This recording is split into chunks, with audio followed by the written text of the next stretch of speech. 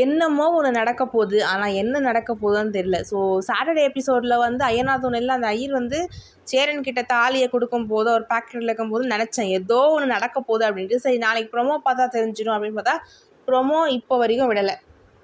Saturday அந்த scene வந்து தாலி வந்து ஐயர் இந்தாப்பா புடின்னு அப்படின்னு சொல்லும் போது அந்த தாலி இப்படி கீழே விடுவாரா, அப்போ கரெக்டாக அந்த தாலி வந்து இந்த லெஃப்ட் டு ரைட் லைட்டாக பொறுமையாக ஆடுது.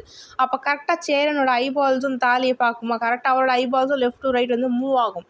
ஸோ அந்த சீன் வந்து ரொம்ப ஸ்லோ மோஷனில் ரொம்ப அழகாக காட்டியிருந்தாங்க, பார்க்கறதுக்கே ரொம்ப நல்லா இருந்துச்சு. ஸோ அந்த ஸ்லோ மோஷனில் காட்டவே ஸோ ஏதோ ஒன்று காத்துட்ருக்கு பின்னாடி. அதுக்கப்புறம் சேரன் வந்து அந்த பேக்கெட்டுக்குள்ளே வச்சுருவார். ஸோ என்னமோ நடக்க போகுதுன்னு மட்டும் தோணுது. லெட்ஸி பார்ப்போம்.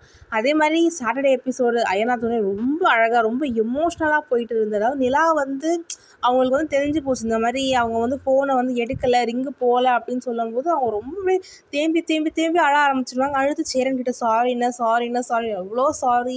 அதுவும் சேரனும் வந்து இல்லைப்பா நான் வந்து இதுக்கெலாம் வருத்தப்படல, நீ அழுத பார்த்து தான் எனக்கு வருத்தமாக இருக்குது, ஸோ அழாத அப்படின்னு சொல்லுவார். அதாவது ரொம்ப பாசக்கார குடும்பமாக இருக்குது. அந்த குடும்பத்தோட நமக்கே ஒரு ஆசையாக இருக்கும், இவ்வளோ நல்லவங்களாக இருக்காங்களே அப்படின்ட்டு.